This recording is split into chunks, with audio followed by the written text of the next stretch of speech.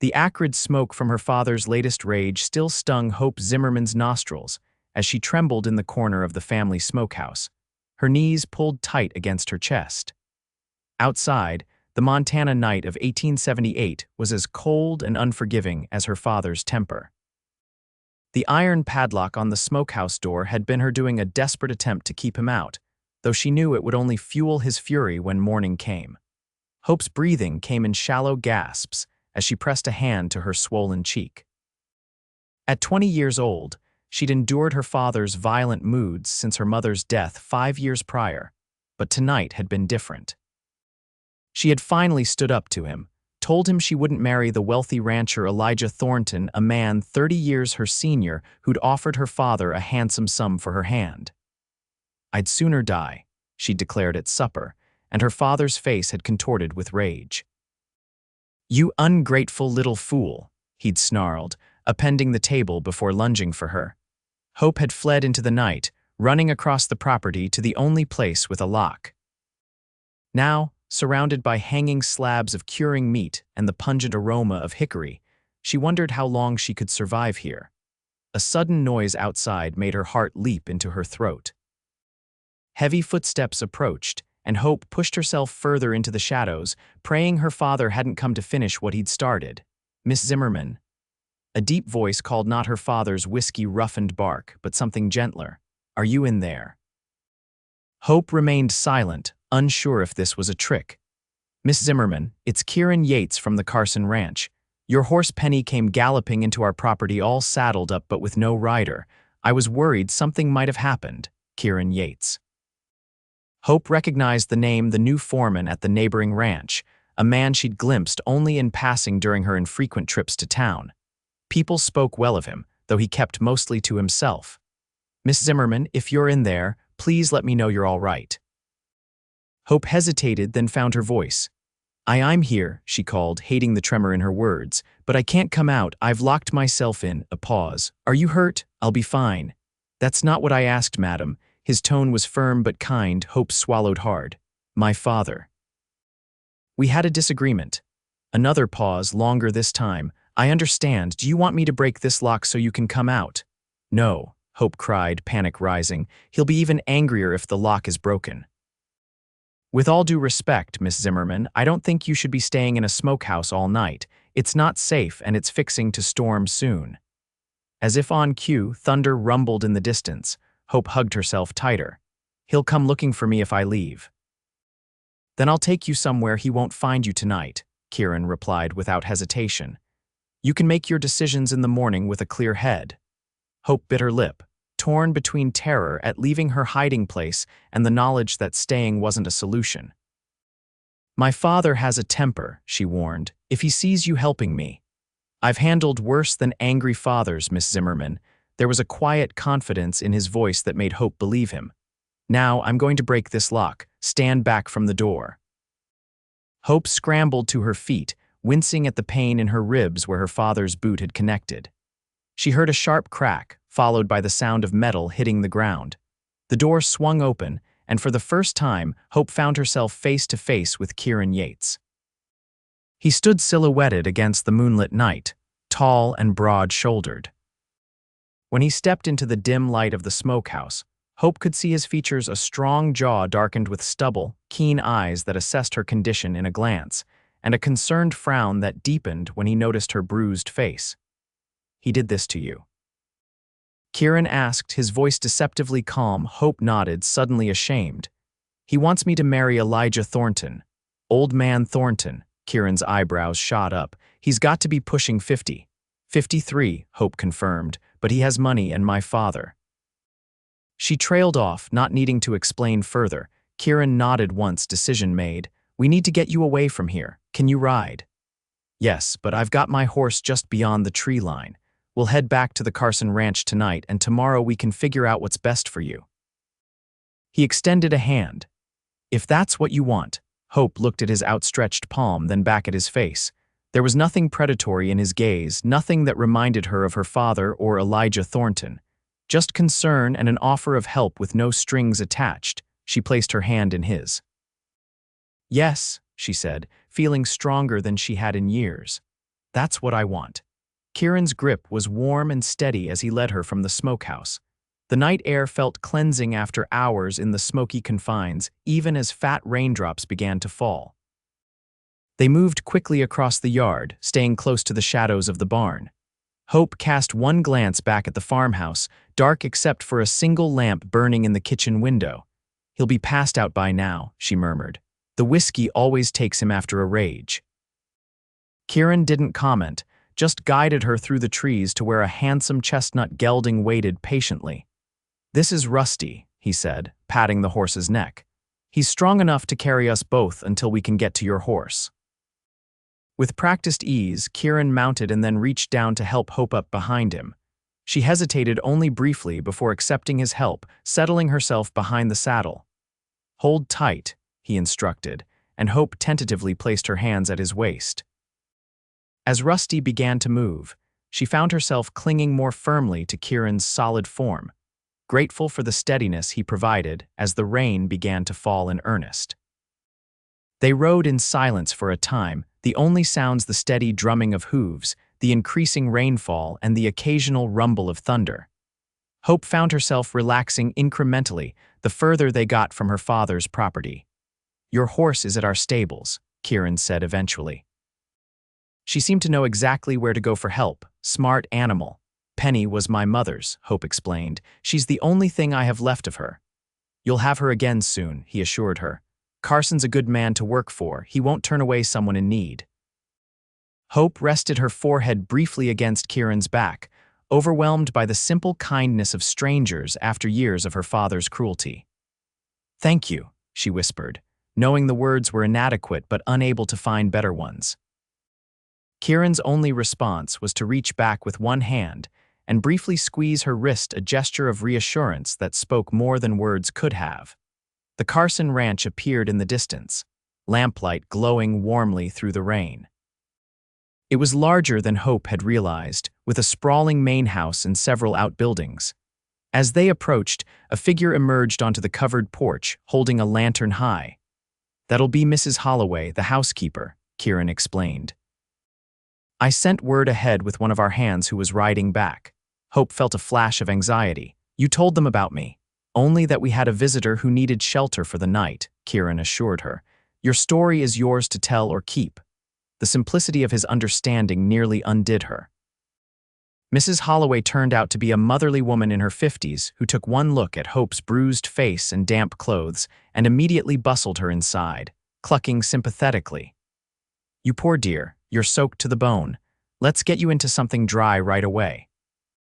I've prepared the blue guest room, and there's hot soup waiting in the kitchen." Hope shot a grateful look back at Kieran, who gave her an encouraging nod before turning to tend to Rusty. The Carson house was unlike anything Hope had ever experienced. While not ostentatious, it was comfortable and well-appointed, with polished wooden floors, quality furniture, and signs of care everywhere. Mrs. Holloway led her upstairs to a lovely bedroom decorated in soft blues and creams, where a nightgown and robe had already been laid out. "These belong to Mrs. Carson, God rest her soul," Mrs. Holloway explained. "Mr. Carson said you were welcome to them. There's fresh water in the pitcher for washing up, and I'll have that soup ready whenever you come down." Hope's throat tightened with emotion. "Thank you." "I don't know how to repay such kindness." Mrs. Holloway's expression softened. "No need for that kind of talk. Any decent person would do the same." She hesitated, then gently added, "Whatever brought you to our door tonight, you're safe here. Mr. Carson doesn't tolerate violence against women, and neither does Mr. Yates." After Mrs. Holloway left, Hope changed into the borrowed nightgown, marveling at the soft fabric against her skin. She washed her face carefully, wincing as she touched the tender areas where bruises were forming. Her reflection in the mirror was sobering, a young woman with haunted eyes and a swollen cheek, her dark, blonde hair falling in damp waves around her shoulders. She took a deep breath, wrapped the robe around herself, and made her way downstairs to the kitchen, where Mrs. Holloway was stirring a pot of soup. Kieran sat at the table, his dark hair still damp from the rain, a steaming cup of coffee in front of him. He rose when she entered, his expression carefully neutral as he took in her appearance. "Feel better?" he asked. Hope nodded, suddenly shy.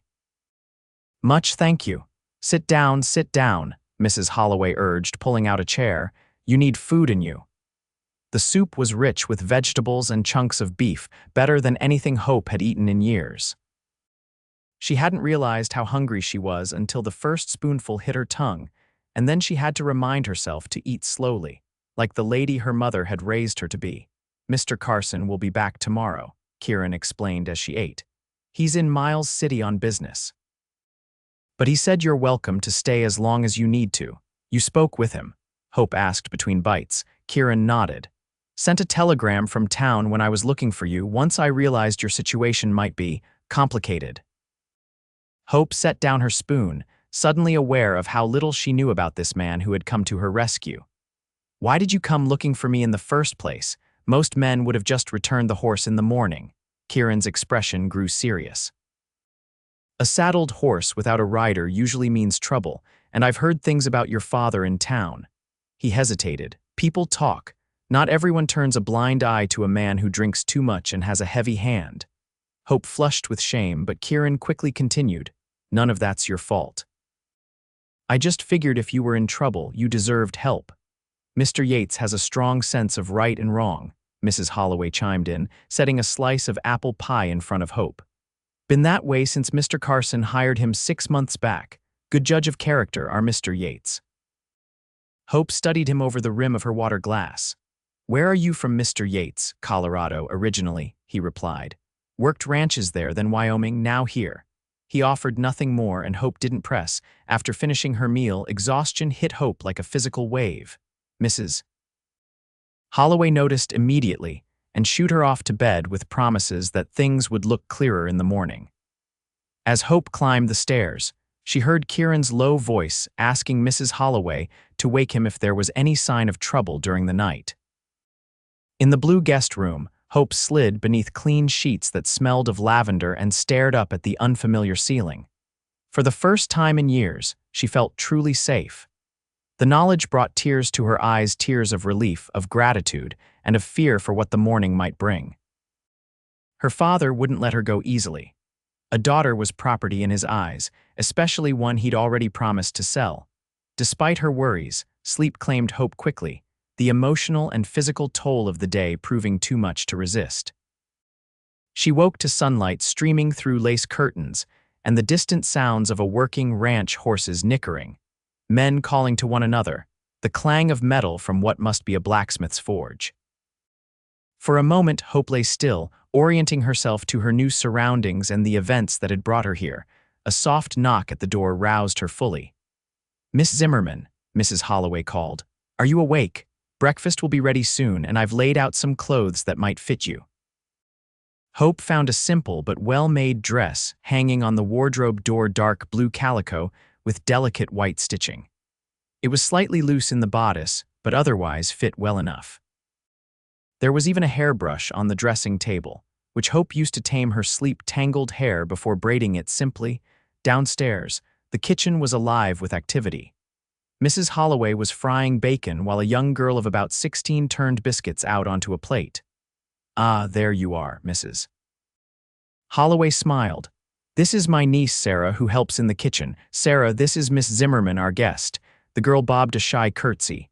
Madam, please call me Hope, she insisted, uncomfortable with the formality. Hope then, Mrs. Holloway agreed. Mr. Carson returned early this morning and would like to speak with you after breakfast if you're feeling up to it. Anxiety flickered in Hope's chest, but she nodded. Of course. Don't look so worried, dear, Mrs. Holloway reassured her. Mr. Carson is a fair man. He just wants to understand the situation. Breakfast was a hearty affair of bacon, eggs, biscuits, and gravy. Hope ate at the kitchen table with Mrs. Holloway and Sarah, learning that Mr. Carson was a widower of 10 years with no children, who ran one of the most successful cattle operations in the territory. Kieran, she was told, was out checking the herd but would be back midday. After breakfast, Mrs. Holloway led Hope to a handsome study where a distinguished-looking man in his 60s sat behind a large desk. He rose when she entered, his manner courteous but assessing. Miss Zimmerman, I'm Edward Carson. Please have a seat. Hope perched nervously on the edge of a leather chair, hands folded in her lap. "Thank you for your hospitality, Mr. Carson. I don't know what I would have done without your kindness." Carson's eyes, sharp but not unkind, took in her bruised face. "Yates told me the basics of your situation. Your father is Gerald Zimmerman, correct? Owns the smaller spread east of here." "Yes, sir. And he intended to marry you off to Elijah Thornton against your will." Hope's cheeks flushed. "Yes, Mr. Thornton offered him $500. Carson's bushy eyebrows shot up. "Did he now?" "Interesting business arrangement." His tone made it clear what he thought of such a transaction. "And when you refused, your father reacted, physically?" Hope nodded, unable to meet his eyes. Carson sighed heavily. "Miss Zimmerman, I want to be clear about something. You're welcome to stay here as long as necessary. I won't turn a young woman out to face abuse or a forced marriage." Relief washed over Hope. "Thank you, Mr. Carson. However," he continued, "we should discuss your options. Your father may well come looking for you. Do you have any other family who might take you in? Somewhere further away, perhaps?" Hope shook her head. "My mother's sister lives in St. Louis, but we haven't corresponded in years. I don't even know if she's still there." "I see." Carson stroked his silver beard thoughtfully. "Well, you could remain here as Mrs. Holloway's assistant. She's been wanting help with the household, and it would give you purpose and a small wage while you decide your next steps." Hope straightened, eager at the prospect of useful work. "I would be most grateful for that opportunity, Mr. Carson. I'm a hard worker." "I don't doubt it." Carson smiled briefly. "There's one other matter. Yates mentioned that your horse is important to you. I've had her brought up from the stables to the paddock near the house. She seems to have taken a shine to my foreman, wouldn't let anyone else near her last night." Hope couldn't help but smile at that. "Penny's particular about people. My mother always said she could sense character." "Smart animal," Carson remarked, echoing Kieran's words from the night before. "Well, Miss Zimmerman, I believe that covers the immediate concerns. Mrs. Holloway will show you around and get you settled. Should your father come calling, you leave him to me." "Mr. Carson," Hope said hesitantly, "I don't want to bring trouble to your home." "Trouble comes whether we invite it or not," he replied philosophically. "Better to face it with clear conscience than to turn away from doing what's right." As Hope left the study, she felt a weight lift from her shoulders. For the first time in years, she had choices before her, not just the suffocating future her father had planned. Mrs. Holloway was waiting and immediately took Hope on a tour of the house, explaining the routines and expectations.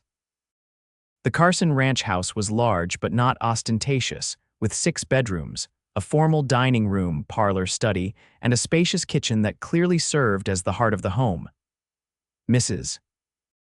Holloway managed the household with quiet efficiency, aided by Sarah and a young man named Thomas who handled the heavier work.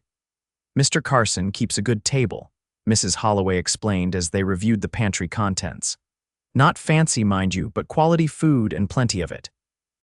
The men work hard, and they need proper feeding."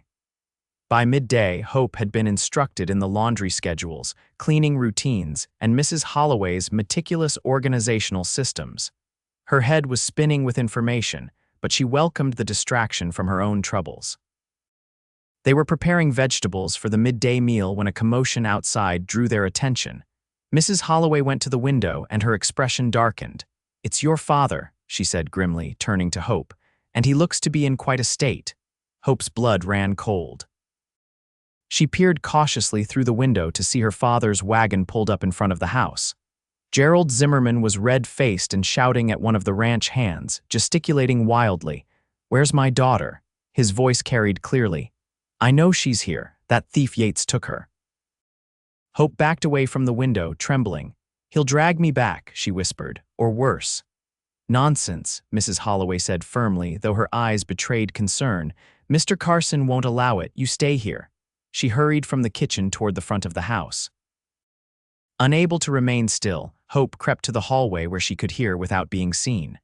The front door opened, and Mr. Carson's authoritative voice cut through her father's bellowing.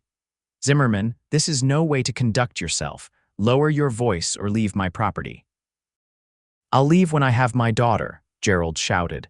"She's promised to Thornton, and the wedding's in 2 days. Any promises you made were not Hope's to keep," Carson replied evenly. She's of age and makes her own decisions. She's my daughter."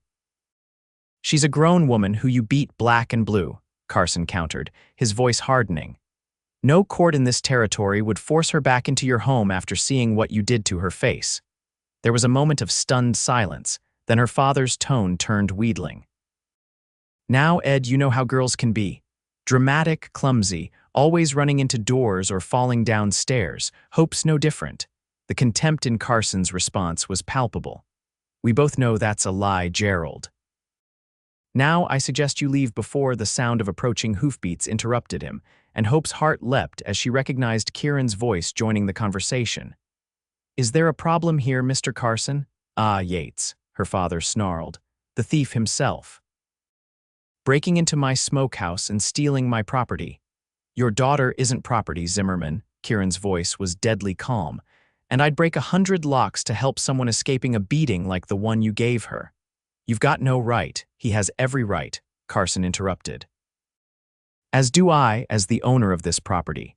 Miss Zimmerman has accepted a position here and will be staying. If you try to force her to leave, or if you lay another hand on her, I'll have the sheriff on you so fast your head will spin." "The sheriff?" Her father laughed bitterly. "Jim Reynolds. He's been drinking my whiskey for years. He won't cross me." "Perhaps not," Carson agreed, "but Judge Wallace might be interested to hear how you're selling your daughter to a man 30 years her senior. The judge has 3 daughters of his own, you know, takes a dim view of such arrangements." Hope heard her father sputter, then fall silent. When he spoke again, his voice had dropped dangerously. "This isn't over. That girl belongs at home, and Thornton's already paid half the money." "Then you'd best return it," Carson suggested mildly. "Good day, Zimmerman." Hope pressed herself against the wall as heavy footsteps approached the door, followed by the sound of a wagon being turned around and driven away at speed.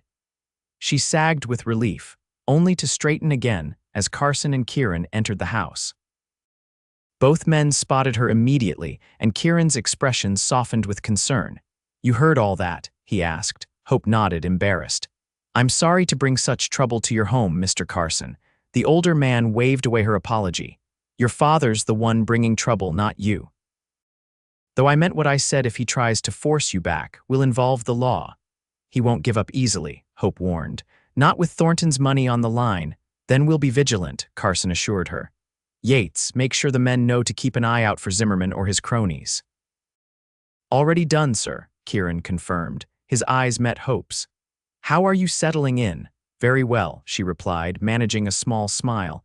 "Mrs. Holloway has been most patient with my training."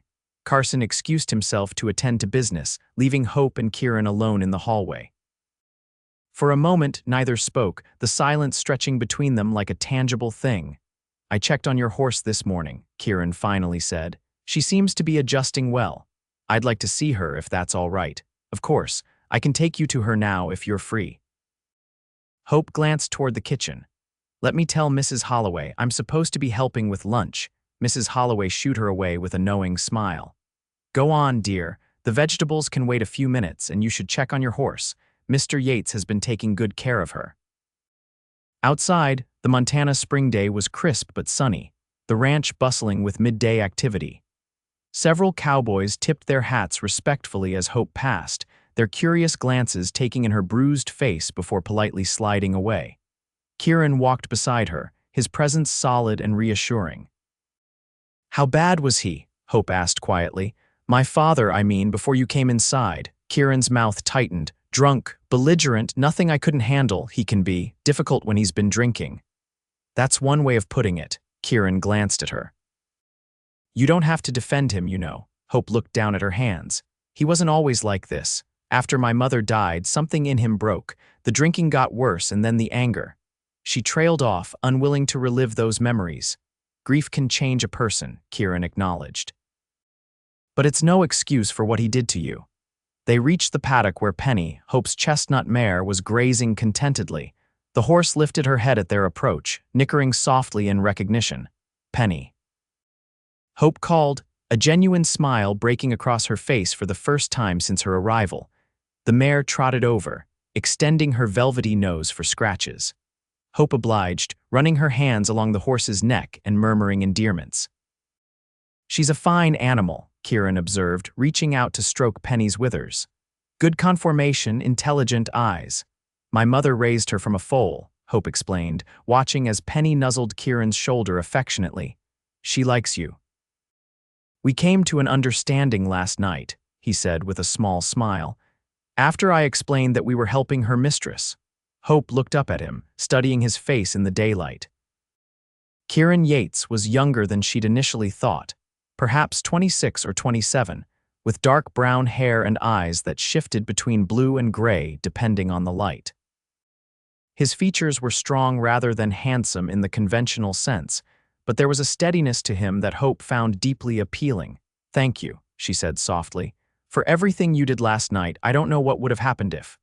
No need for thanks, he interrupted gently. Anyone would have done the same. Hope shook her head. No, they wouldn't have. Most would have minded their own business.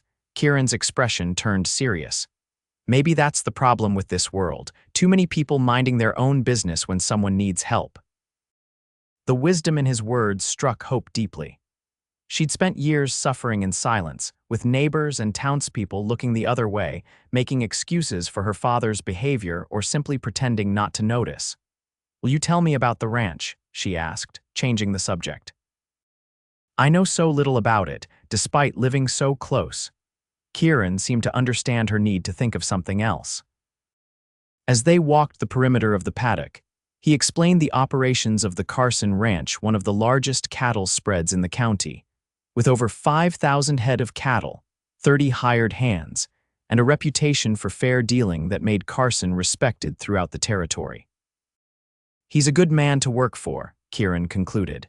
Treats his people well, pays fair wages, and expects honest work in return. How did you come to work here? Hope asked, genuinely curious about this man who had changed the course of her life with one impulsive act of kindness. A shadow crossed Kieran's face. I was working a ranch in Wyoming. There was trouble. I needed a fresh start. Something in his tone suggested there was more to the story, but Hope didn't press. Everyone had their secrets, their pasts they'd rather not discuss. She, of all people, understood that. Well, I'm glad you found your way here, she said simply. His eyes met hers, warm with something she couldn't quite name. As am I. The dinner bell rang in the distance, breaking the moment. Kieran cleared his throat. We should head back, Mrs. Holloway doesn't appreciate tardiness at mealtimes. As they walked back to the house, Hope felt lighter than she had in years. Despite the uncertainty of her situation, despite her father's threats and the bruises that still ached with every movement, she felt the first stirrings of hope that had been her namesake hope for a future that might hold something more than fear and survival. The days that followed fell into a rhythm as Hope adjusted to life at the Carson Ranch. Mrs. Holloway proved to be a patient teacher, and Hope found satisfaction in the household tasks that kept the large ranch house running smoothly. Her duties expanded to include helping with the cooking, managing the household inventories, and even assisting Mr. Carson with correspondence when it was discovered that Hope had a neat hand and good spelling skills. Her mother had insisted upon, despite her father's opinion that educated women were troublesome. Her father made good on his threat to involve Sheriff Reynolds, who rode out to the ranch 3 days after Hope's arrival. But Mr. Carson was ready for him, presenting Judge Wallace's written statement that Hope, being of legal age, had every right to choose her own residence and employment. Furthermore, Carson added, as the sheriff fidgeted uncomfortably, the judge has taken an interest in Zimmerman's arrangement with Thornton. Seems he's concerned about the nature of the transaction. Sheriff Reynolds had left quickly after that, muttering that he'd tried his best, but some matters were beyond his jurisdiction. Hope expected Elijah Thornton himself to appear next, but the wealthy rancher seemed unwilling to create a public spectacle. Instead, she received a terse note delivered by one of his ranch hands. Miss Zimmerman, while I regret the dissolution of our arrangement, I am not in the habit of forcing unwilling brides to the altar. I have reclaimed my deposit from your father and consider the matter closed. E. Thornton Hope had stared at the note in disbelief before showing it to Mrs. Holloway, who had harumphed loudly. Well, seems the old goat has some dignity after all, she'd remarked, though I wonder how he reclaimed his money from your father. That question was answered the following Sunday, when Hope attended church services in town with the Carson household. Her father was conspicuously absent, but the whispers that followed her through the congregation told the story. Thornton had shown up at the Zimmerman farm with 3 of his largest ranch hands and left with not only his money, but also 2 of her father's best horses as interest on the delayed repayment. The town's reaction to Hope's situation was mixed. Some, particularly the older women, sniffed disapprovingly at a daughter defying her father. Others, who had witnessed Gerald Zimmerman's decline into drunken violence over the years, were more sympathetic. Most simply found the gossip entertaining and moved on to newer scandals within days. Through it all, Kieran Yates remained a steady presence in Hope's new life. Though his duties as foreman kept him busy from dawn until dusk, he made time each day to check on her, sometimes joining her during her evening visits to Penny in the stables, other times simply stopping by the kitchen to exchange a few words while she worked. Hope found herself looking forward to these brief interactions more than she cared to admit. There was something about Kieran's quiet strength and unassuming manner that drew her to him, though she kept her growing feelings carefully hidden. A woman in her position couldn't afford romantic entanglements, not when her future was still so uncertain. As April turned to May, the ranch grew busier with preparations for the summer cattle drive. Hope threw herself into her work, grateful for the distraction. Mrs. Holloway was teaching her to manage the large-scale food preparations needed to feed the increased workforce, and Hope discovered she had a talent for organization that the older woman appreciated. "You're a natural at this, Mrs. Holloway commented one afternoon as they reviewed the pantry inventory. "Most girls would be overwhelmed, but you've taken to it like a duck to water." Hope smiled, pleased by the praise. "I've always enjoyed bringing order to things. It makes me feel in control, I suppose, Mrs. Holloway's expression turned knowing, "And control is something you've had precious little of until now." "Yes," Hope admitted, "though I'm still not sure what happens next. Mr. Carson has been more than generous, but I can't stay here forever." "Why not?" Mrs. Holloway asked bluntly. "Mr. Carson values your work. I'm grateful for the help, and you seem happy enough here." "I am happy," Hope insisted. "Happier than I've been in years, but you're waiting for the other shoe to drop," Mrs. Holloway finished for her. "Expecting this piece to shatter because that's what you're used to." Hope stared at the older woman, startled by her perception. Mrs. Holloway patted her hand gently. "When you've lived as long as I have, you learn to read people. Trust takes time to build when it's been broken so thoroughly." "But you're safe here, Hope. Mr. Carson isn't going to send you away, and your father can't force you back." "And Mr. Yates?" Hope asked before she could stop herself. "What do you read in him?" A small smile tugged at Mrs. Holloway's lips. "Ah, so we're finally addressing that, are we?" Hope felt heat rise to her cheeks. "I didn't mean, of course you did, dear." Mrs. Holloway's eyes twinkled. "And since you asked, I'll tell you, Kieran Yates is a good man with shadows in his past, just like the rest of us. He keeps his own counsel, works harder than any 3 men, and looks at you when he thinks no one is watching." Hope's heart quickened. "He does, Mrs. Holloway confirmed. "Has done since that first morning when you came down for breakfast."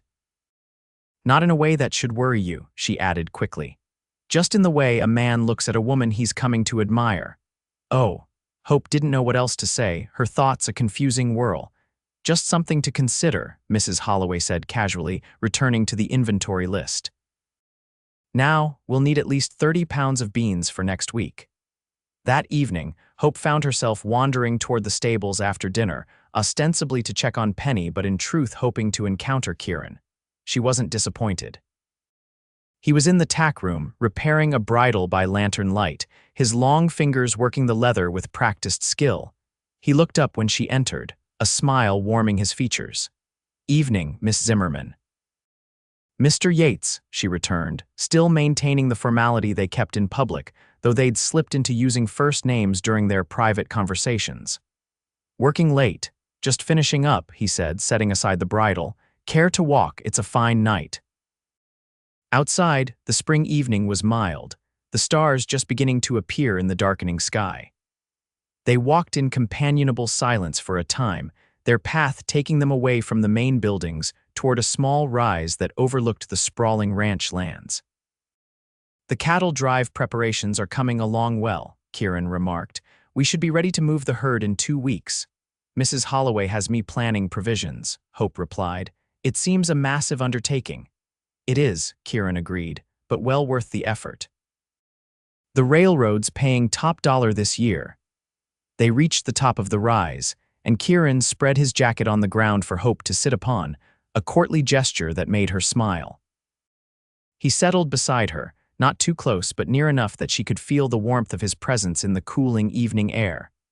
"Will you go with the drive?" Hope asked, suddenly realizing she wasn't sure of his role in the upcoming operation. Kieran nodded. "As foreman, I oversee the whole thing."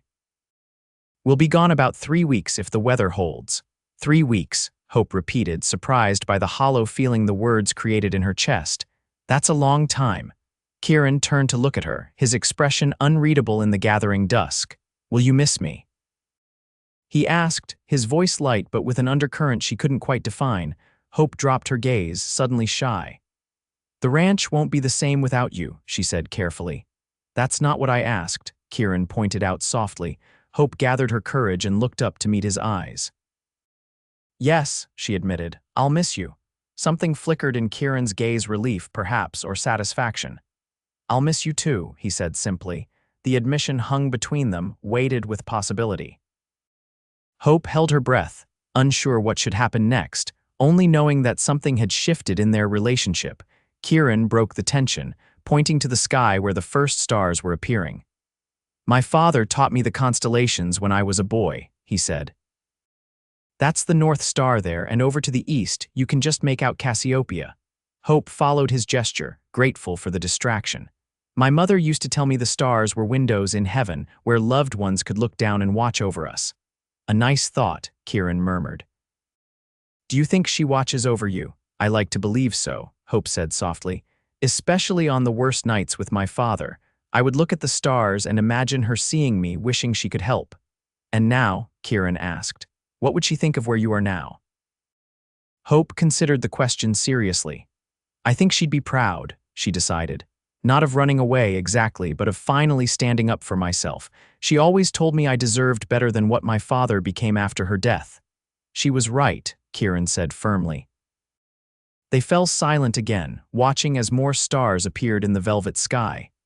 The night air grew cooler and Hope shivered slightly.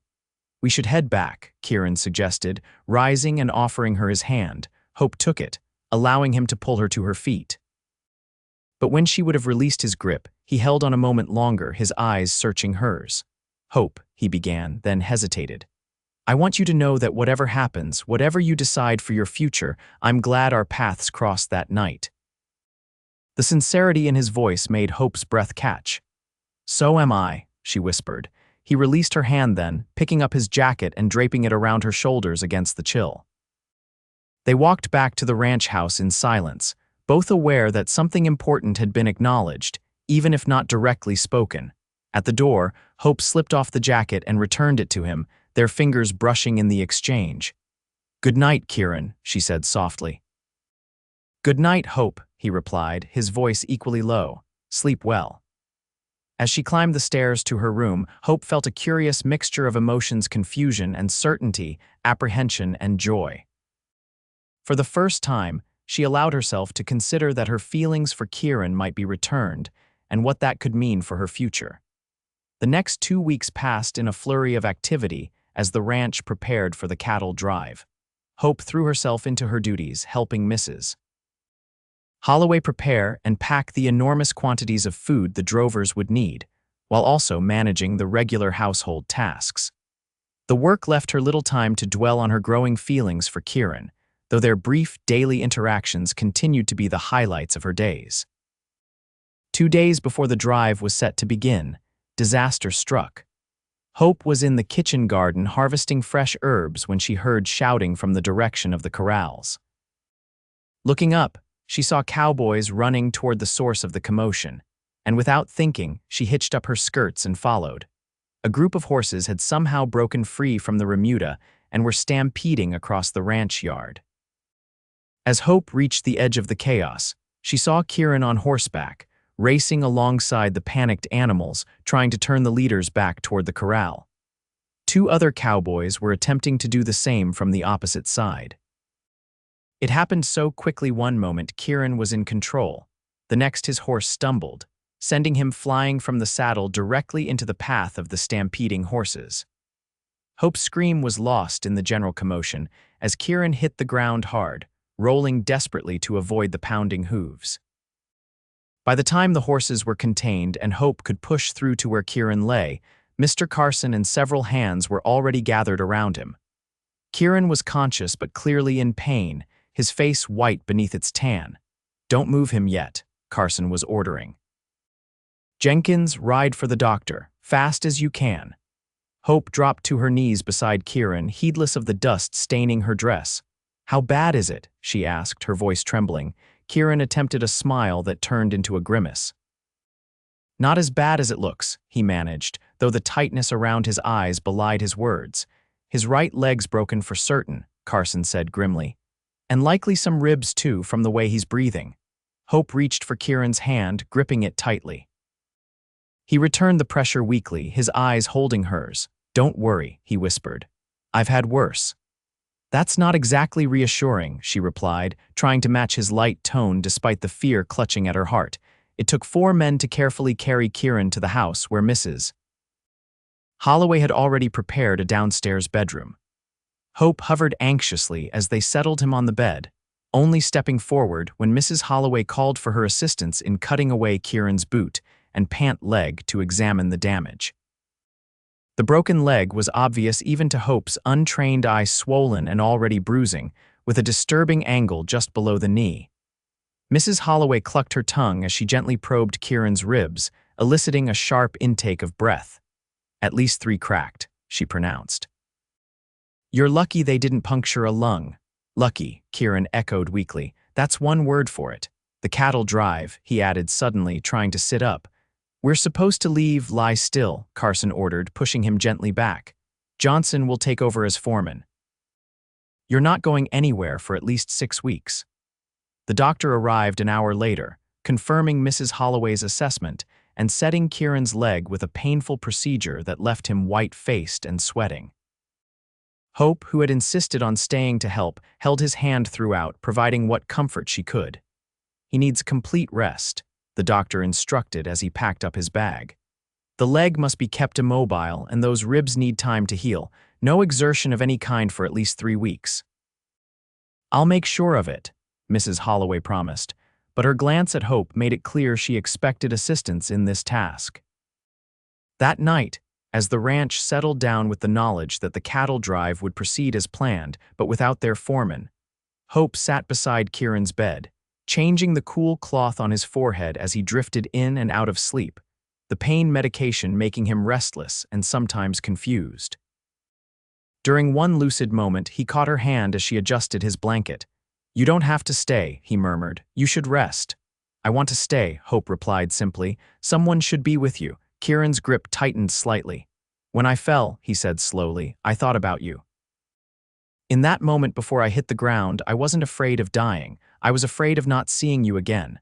Hope's breath caught at the raw honesty in his voice. "Kieran, you don't have to say anything," he continued, his words slightly slurred from the medication.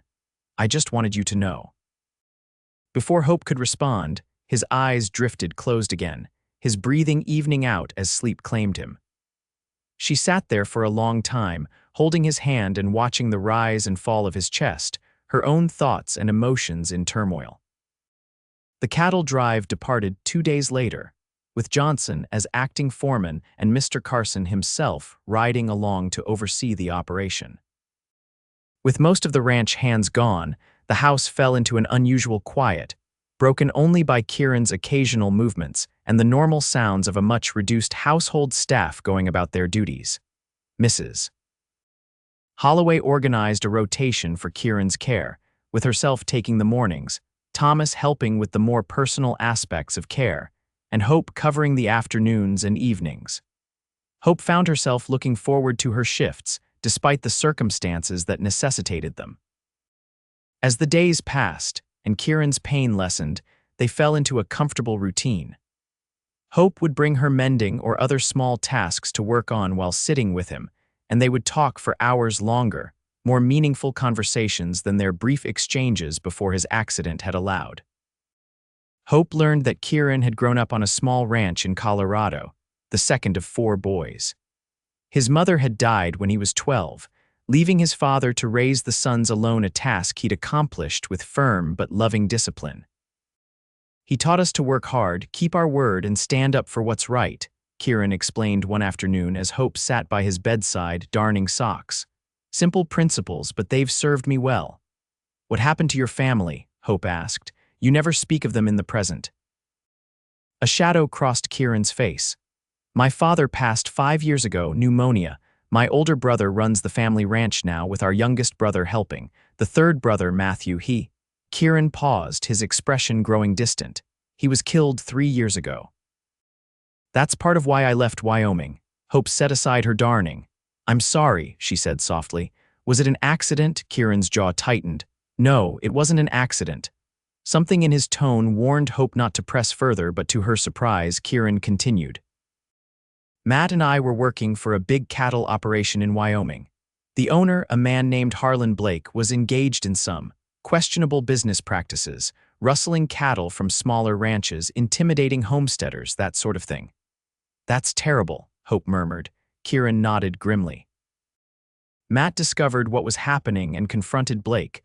They found his body the next day, supposedly thrown from his horse. His hands clenched into fists atop the blanket. But Matt was the best horseman I ever knew. He wouldn't have fallen." "You think this Blake had him killed?" Hope said, understanding dawning. "I know he did," Kieran replied, his voice hard, "but I couldn't prove it. The local sheriff was in Blake's pocket. No one would speak against him." "What did you do?" Hope asked, almost afraid to hear the answer. Kieran's eyes met hers, and she saw old pain there, but also resolution. "What my father taught me to do, stand up for what's right.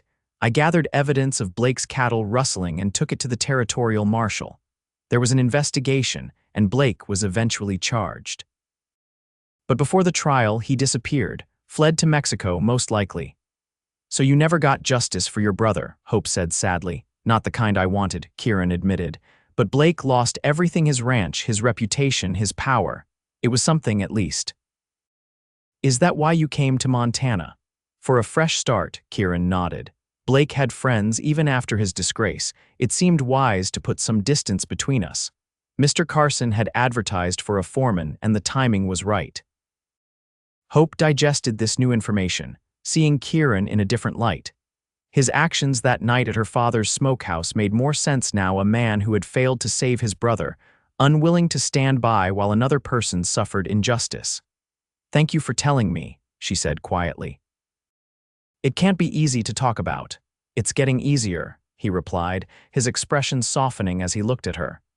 "Somehow it's easier to talk about everything with you." The warmth in his gaze made Hope's pulse quicken, and she busied herself with her darning again, trying to calm her racing thoughts. Each day spent in Kieran's company deepened her feelings for him, but she was still uncertain about the future, uncertain if she was ready for the vulnerability that came with giving her heart to someone. As Kieran's recovery progressed, he became restless with confinement.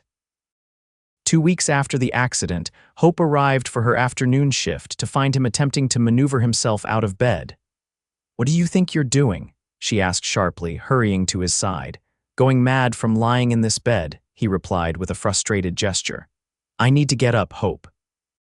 "Just for a little while." "The doctor said—" "I know what the doctor said," Kieran interrupted. "But I'm stronger now, and I can't stand another day of staring at these 4 walls." Hope hesitated, torn between strict adherence to the doctor's orders and sympathy for Kieran's frustration. His color was better, and he had been sitting up for meals for the past few days without apparent distress. "All right," she conceded. "But just to the chair by the window, and only for a short time." With Hope's support, Kieran managed to swing his splinted leg carefully off the bed and hobble the few steps to the armchair. He sank into it with a sigh of satisfaction, his face pained but triumphant. "Thank you," he said, as Hope arranged a footstool for his injured leg. "I was beginning to forget what the world looked like." Hope opened the curtains wider, letting in the afternoon sunlight. "It looks much the same as when you last saw it," she teased gently. "The cows are still cows, the horses still horses." Kieran chuckled, then winced, pressing a hand to his ribs. "Don't make me laugh, it hurts too much." "Sorry," Hope said, not sounding sorry at all. She settled into a chair opposite him, enjoying the changed dynamic of their positions. Something about being on equal footing, rather than her sitting beside his sick, made the moment feel more normal, more like the beginnings of something that could last beyond his recovery. "Tell me about your day," Kieran requested, watching her with those intent eyes that always seemed to see more than she intended to reveal. Hope described the morning's activities helping Mrs. Holloway with the laundry, writing letters for Mr. Carson who had returned from the cattle drive the previous day, exercising Penny in the afternoon sunshine. "I miss riding," Kieran sighed, glancing out at the clear blue sky. Being on horseback, feeling that connection, that freedom. "You'll ride again," Hope assured him. "Just not today." "No, not today," he agreed with a rueful smile, "but soon." His expression grew more serious. "Hope, there's something I've been wanting to ask you." Hope's heart skipped a beat at his tone. "Yes." "When I'm recovered, fully recovered," he clarified, "would you consider riding out with me? There's a place about 5 miles from here, a small lake surrounded by cottonwoods. It's beautiful this time of year." The invitation was innocent enough, but Hope recognized it for what it was: a step beyond the friendly conversations they'd shared, a move toward something more deliberate. Her hesitation must have shown on her face, because Kieran continued quickly. "Only if you want to, of course." "I understand if I'd like that," Hope interrupted softly. "Very much." The smile that spread across Kieran's face was worth any uncertainty she might feel. "Good," he said simply. "That's good." The moment was broken by Mrs. Holloway bustling in with Kieran's medicine. "And what's this?" she exclaimed, seeing him out of bed. "Did the doctor approve this expedition?" "It was my idea," Hope confessed. "He was going stir-crazy." Mrs. Holloway harumphed, but her eyes were twinkling as she handed Kieran his medicine. "Well, I suppose a little sitting up won't kill him. But back to bed in an hour, young man, or I'll have something to say about it." "Yes, madam," Kieran replied meekly, sharing an amused glance with Hope over the housekeeper's head. That hour by the window became a daily ritual over the next week, with the duration gradually extending as Kieran's strength returned. By the 3rd week after his accident, he was managing short walks around the house with the aid of crutches, his progress remarkable enough that even the doctor commented on it during his weekly visit. "Young, strong, and determined," the doctor observed to Hope after examining Kieran. "And I suspect having a pretty nurse doesn't hurt his motivation." Hope blushed at the implication, but didn't deny it. It was becoming increasingly clear to everyone in the household that something was developing between her and Kieran, though neither had put it into words yet. The turning point came on a warm evening in early June, 4 weeks after Kieran's accident. Hope had helped him outside to sit on the porch after supper, Mrs. Holloway providing a cushioned chair and footstool before discreetly retreating into the house. The sun was setting, painting the sky in dramatic shades of pink and gold, the air filled with the sweet scent of wildflowers and the distant lowing of cattle. Hope sat beside Kieran, both of them content to watch the sky's changing canvas in companionable silence. "I received a letter today," Hope said eventually, "from my aunt in St. Louis." Kieran turned to look at her, surprise evident on his face. "I didn't know you'd written to her." "Mr. Carson suggested it weeks ago," Hope explained. "I finally got the courage to do it. I wasn't sure she'd even remember me." "And did she?" Hope smiled, still touched by the warmth of her aunt's response. "Very much so. She's been trying to locate me for years, apparently. After my mother died, my father returned her letters unopened." "That doesn't surprise me," Kieran said darkly. "He seems the type to cut off anything that might threaten his control." "Yes," Hope agreed. "Aunt Martha wrote that she tried to visit once, about 2 years after Mother's death, but Father turned her away. She's been worried about me ever since." Kieran's expression softened. "I'm glad you found her again. Family is important. She's invited me to visit," Hope continued, watching Kieran's face carefully. She says I'm welcome to stay as long as I like, that she has plenty of room in her house. A shadow passed over Kieran's features, quickly masked.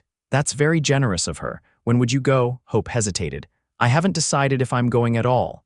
Why not? Kieran asked, genuine confusion in his voice. It seems like a good opportunity, St.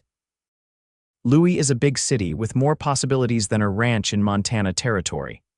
Yes, it is, Hope acknowledged, but Montana has. She paused, gathering her courage. Montana has things that matter to me now. Kieran's gaze sharpened. What things? People, Hope corrected softly. People who matter to me. The air between them seemed to thicken with unspoken words. Kieran shifted in his seat, turning more fully toward her despite the awkwardness of his splinted leg. Hope, he began, his voice lower than usual. I'm not a man who finds it easy to speak about feelings. Growing up with 3 brothers, you learn to keep that sort of thing to yourself. He paused, as if gathering his thoughts. But I need to tell you, these past weeks, spending time with you, getting to know you, it's changed something in me. Hope held her breath, afraid to speak and break the spell of the moment. I know your life has been difficult, Kieran continued. I know you're still finding your way, and the last thing I want is to pressure you in any direction, but before you decide about St. Louis or anywhere else, I wanted you to know that I care for you, deeply. The simple declaration, spoken with such quiet intensity, made Hope's heart swell. I care for you too, she whispered, Kieran's face lit with a joy that transformed his features. Slowly, giving her every opportunity to pull away, he reached for her hand. Hope met him halfway, their fingers intertwining. I don't expect answers now, Kieran said. About your future, about us, but I wanted you to know where I stand. Hope looked down at their joined hands, marveling at how right it felt. I've spent so much of my life afraid, she admitted. Afraid of my father, afraid of being forced into a marriage I didn't want, afraid of never escaping, but I'm not afraid when I'm with you. I would never hurt you, Kieran promised, his grip tightening slightly. Not ever.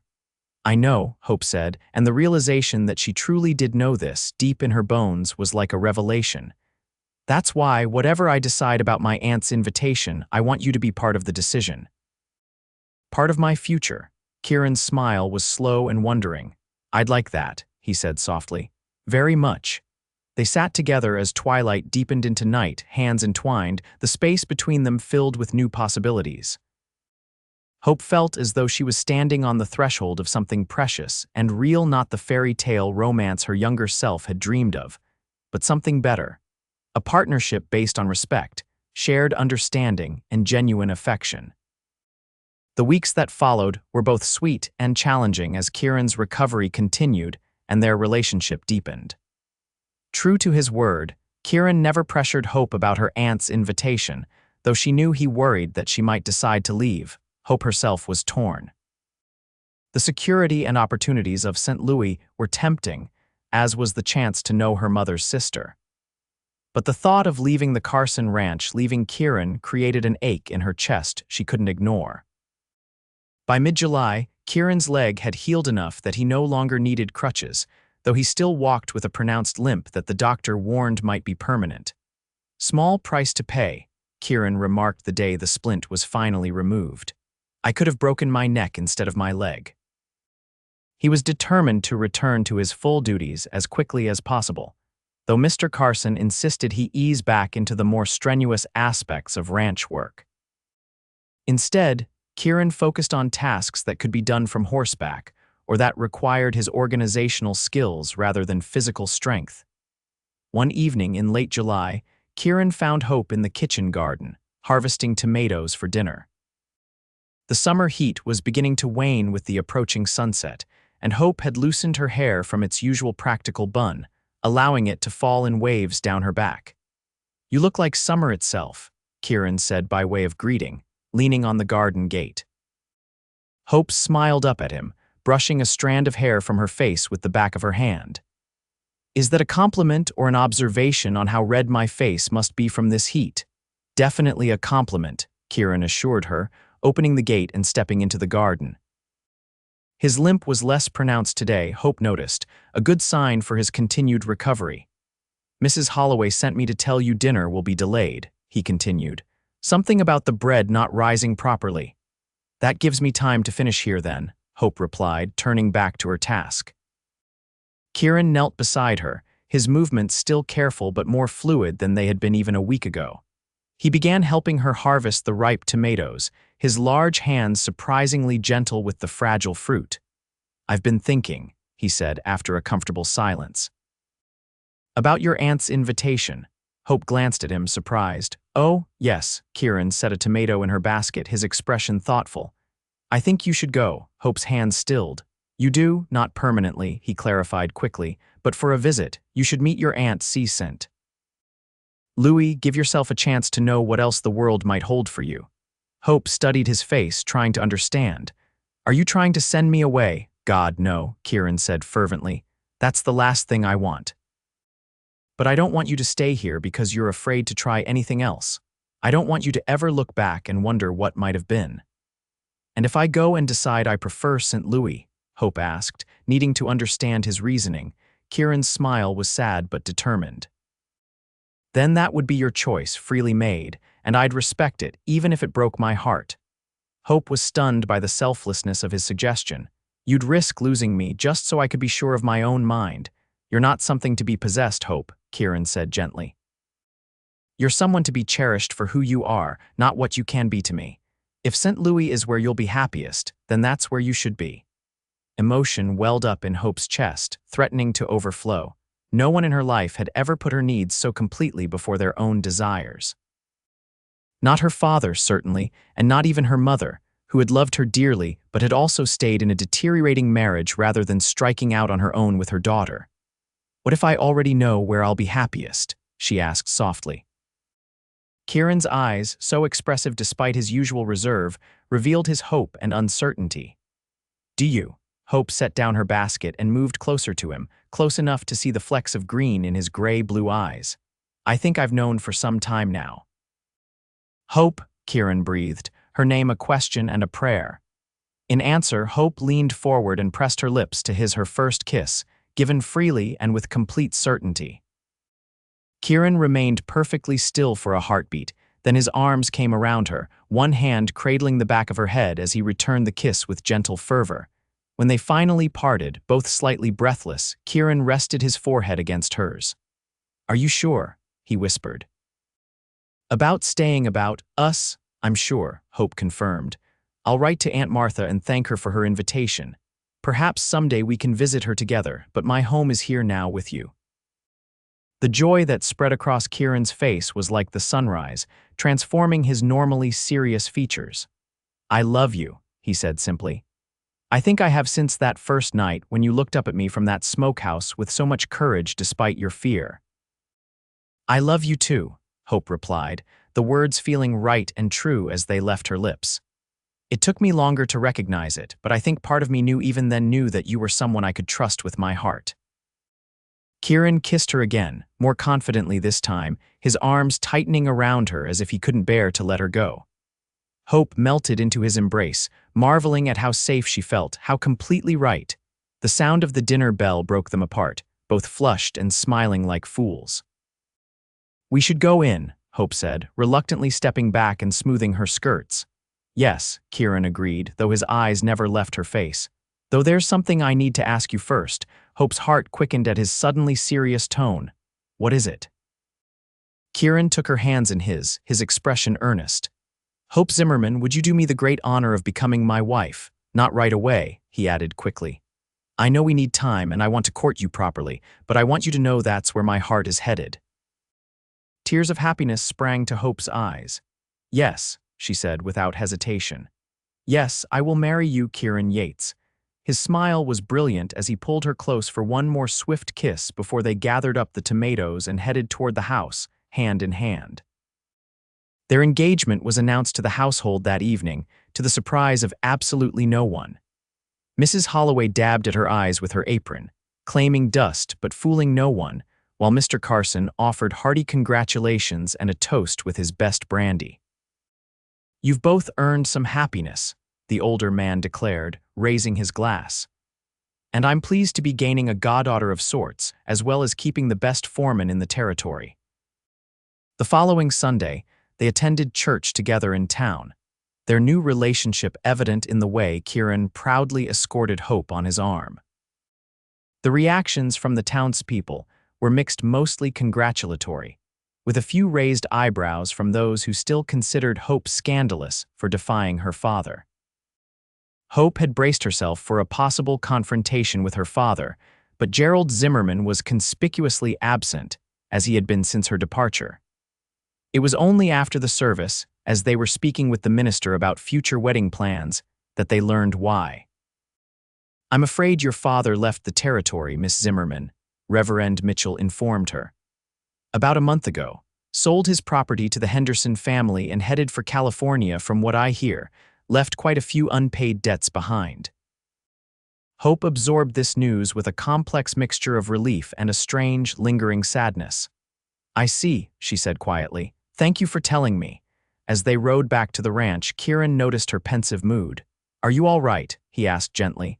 "About your father, I mean." Hope considered the question seriously. "Yes, I think I am. I'm relieved that he's gone, that we won't have to worry about him causing problems, but I'm also sad for what might have been, for the father he could have been if grief and whiskey hadn't poisoned his soul." Kieran nodded, understanding. "That's a generous way to look at it." "Not generous," Hope corrected. "Just honest. I can't forgive what he did, but I can acknowledge that he wasn't always the man he became." She looked over at Kieran, riding beside her on the road back to the ranch. "And I can be grateful that his actions, however terrible, led me to you." Kieran reached across the space between their horses to take her hand. "We'll make our own family," he promised. "One built on love and respect." "I'd like that," Hope smiled, squeezing his hand. "Very much." They were married in October, when the cottonwoods were aflame with autumn color and the first hint of winter crispness touched the air. The ceremony was held at the Carson Ranch, with Mr. Carson giving the bride away and Mrs. Holloway sniffling happily in the front row of chairs. Hope wore a gown of ivory satin that Mrs. Holloway and Sarah had worked on secretly for weeks, with lace at the collar and cuffs that had once belonged to Mrs. Carson. Kieran, standing tall and straight despite the lingering stiffness in his healed leg, watched her walk toward him with such naked adoration that several of the female guests sighed audibly. "You are the most beautiful thing I've ever seen," he whispered as she reached his side. "And you," Hope whispered back, "are my home." Their vows were simple but heartfelt, spoken clearly before the gathered community of ranch hands, neighbors, and friends. When Reverend Mitchell pronounced them husband and wife, Kieran's kiss was both tender and possessive, a promise of the life they would build together. The celebration afterward lasted well into the night, with music and dancing, food and laughter. Mr. Carson surprised the couple with his wedding gift, a piece of land on the eastern edge of his property, with a small but sturdy cabin already built. "Every foreman needs his own place," Carson declared gruffly. "Especially one with a wife as pretty as yours, Yates."